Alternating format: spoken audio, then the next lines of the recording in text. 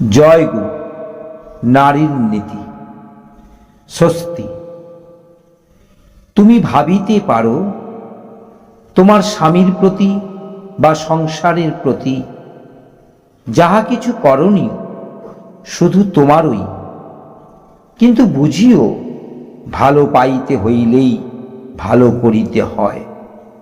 তাহা তোমার বেলায়ও যেমন, অন্যের বেলায়ও তেমনই।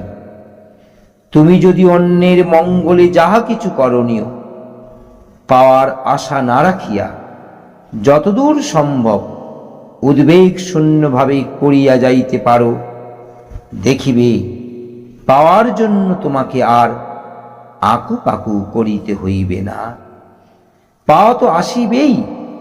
তোমার মনে অন্তরিক্ষে কে যেন গাহিয়া উঠিবে, স্বস্তি স্বস্তি স্বস্তি।